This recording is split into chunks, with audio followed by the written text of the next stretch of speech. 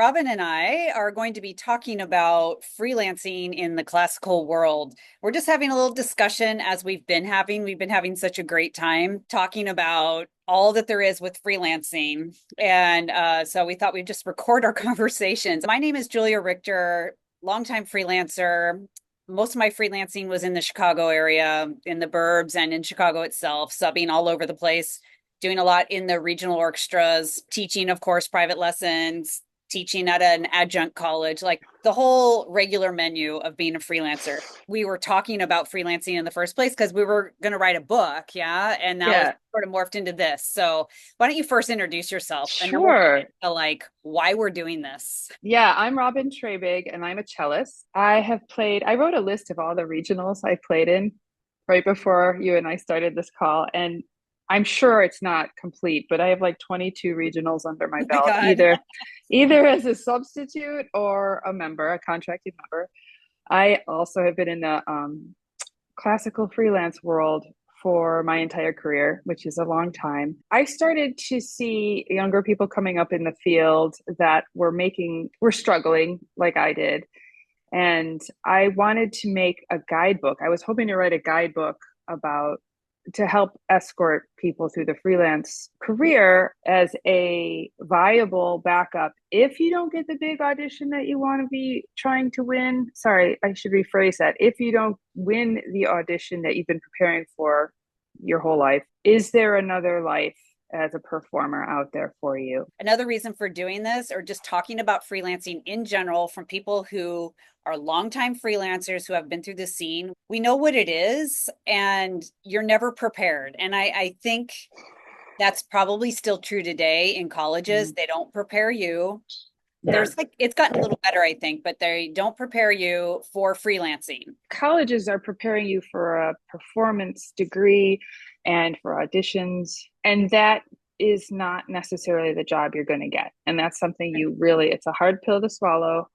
It was for me, but there were so many wonderful paths that were not full-time orchestra jobs. Right. So I think part of what we'd like to explore moving forward are the other viable options as a performer and how to get there and how to not screw them up and how to set yourself up for success. And I think a lot of the things that we'll talk about in future episodes, I guess, is like practicalities of freelancing, things to think Mm-hmm. about, right? Like stage etiquette.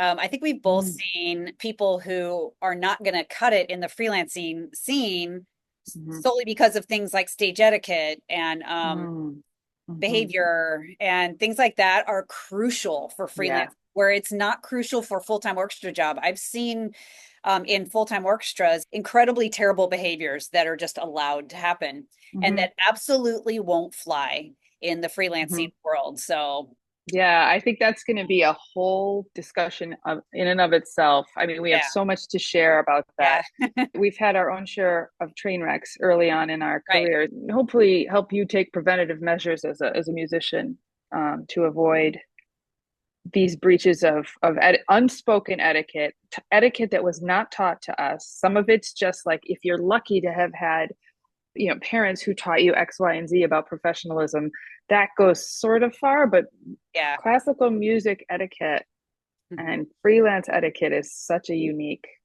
Well, just things like, skill. right. There's a certain way to do everything. There's a certain way to ask questions. You don't ask a question if you're deep in your section, like on and on and on. Performance etiquette, rehearsal etiquette, networking etiquette, how to behave with your colleagues and at the after party. These are the biggies that we all had to learn the hard way. And I guess going into the term freelance in and of itself, what are the other possibilities as a performer? How to diversify your portfolio? That is to say, taking other gigs that aren't classical, expanding your abilities, having a side hustle, Yeah.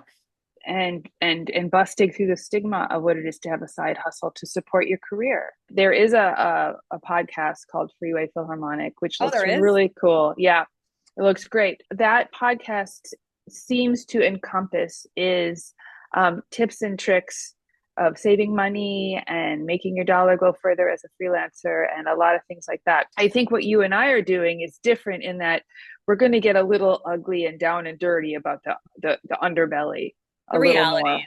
Yeah, Yeah, the yeah. realities and the potholes to avoid. So I think it's going to be more like in the world of in the life from day to day. Yeah. And also realizing, I think a lot of music majors don't have any concept or have any idea that they are more likely to be a freelancer than anything else. Yeah. What we're also want to do is like go over what freelancing is in Hmm. like the pros and the cons. Right. And so you can make an informed choice, coming out of Hmm. music school or Hmm. maybe even like during music school, like, is this really the life you want? And with all its Mm. ups and downs. That's yes, yes. I think the freelance life is something I'd really like to pull apart as we move forward too. Yeah. And Um, Jason Heath talks about that really great in his book, Jason's new book. Yep. the Road Warrior. Shoot, I Without an expense account, right? not an expense account. Yeah. Yeah, And he yeah. wrote that in like 2012 or 2015. So it's not Oh, really, really? yeah, but he really paints the picture of life as a freelancer, like Hmm. always being Hmm. in your car, taking a gig 5 hours away. Like we do that. It sounds so Oh, yeah, insane, yeah. but you do Hmm. it. Hmm. And then like what happens if you want to have a family? Like, Yeah. Oh, gosh, yes. is one funny thing I've noticed is when you bring up the topic of like kids, when you have kids and if they want to go into music or even like your students, for other freelancer colleagues, the first response is, ugh. Right. Like I do not Yeah, want my kid to go into I music, know. not for a career, not in classical performance degree. I heard a Dave Ramsey episode recently, his financial podcast, and a mom called in and she wanted to send her son, who was a tuba player, to music school for the tune of $280,000, and he lost it. And now as a like a parent and having been in it for long enough, yeah, man, Yeah, like that is not a good plan. Take accrue all that debt because you might get a job, and especially like tuba with one in the orchestra, like right. oh Might get a mama. job and it's less than 1% Yeah. chance. I mean, those are bad odds. But I was going to say also, but if somebody, I noticed this when I hung around full-time orchestra people, if the topic comes up of your kid going into music and I say, oh, I don't want that, they're like, why? They are the 1%. They have got no Yes, idea. And a lot of them they got jobs don't. right out of conservatory or something. And great, and they did that, but yeah, it's Yeah, it's just such amazing a different. step, but they're Whew. completely unaware what Mm-hmm. 99% of us go through to piece together an Yeah, income. It's a hard lifestyle. It's not for everyone. yeah. So I always think that that's so funny and so very telling. It is. It's so their life is so removed. It's a Yeah. beautiful bubble. Right. I mean, we really are a scrappy crew. Yeah. It is not for the faint of heart. We're going to explore a lot of the options and a lot of ways to make it work. I want to prepare people and warn them Yeah. what not to Right. do, Right.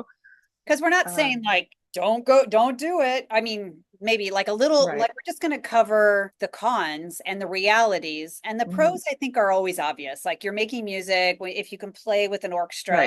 like it's awesome. It's amazing. Talking about the full, like the whole picture of everything. And Hmm. also what you were saying, like, you just have to, as a freelancer, you expand your skill set. And then the different kinds of music, if you Right. are open to learning and playing and being involved in, I mean, that for me personally opened up a huge door to a whole bunch of really great work that I never trained for. Willingness to say yes to things that you might not be comfortable doing. Right, that's a big one. Like Yeah. I said yes to teaching this music course in like an in class, like 30 kids in a class, and I was like, "Oh my God, I don't have the first idea how to do that." But my freelancer brain was like, "Yes, of course." But Yeah. I learned valuable skills, and I'm sure my time as a teacher for a year or two was super cringy, like god awful, but I did Right, it. right, You just do it and you figure right. things out as you go. And I learned that skill of managing a classroom, whatever, Hmm. how to speak. Hmm. And also understanding that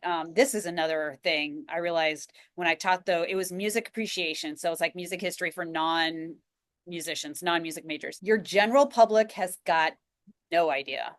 Not the first idea about anything. They don't know what a trumpet sounds like versus a drum. Like It's they don't know astonishing. anything. It is astonishing. Mhm. And, we're trying to keep orchestras alive. And there's always surveys about what if we did, Beethoven Fest. And like, it was just so eye-opening. Like, for Mhm. instance, Mhm. I had them go to concerts and, write up what's that called? Concert report. Friggin' Yo-Yo Ma playing. Somebody wrote, and this is after we had covered the chapter on the classical period. So, what is the difference between a symphony and a concerto and chamber music? And a Mhm. concerto is like when there's one solo person, the Right. whole orchestra, all the details.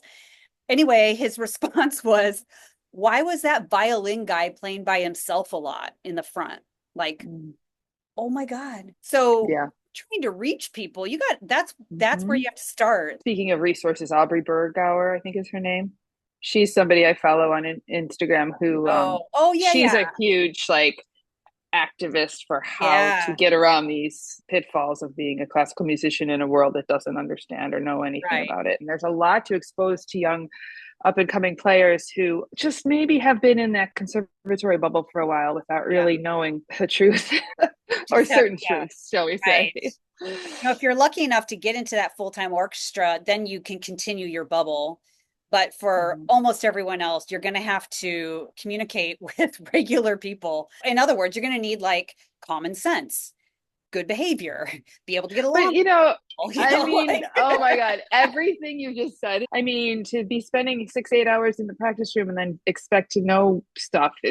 That's where the schools are selling short, the conservatories, yes, because yes, come out of conservatory not knowing just common sense etiquette, yeah, which it's very easy to do to come out not knowing things. right. That's what we're here for.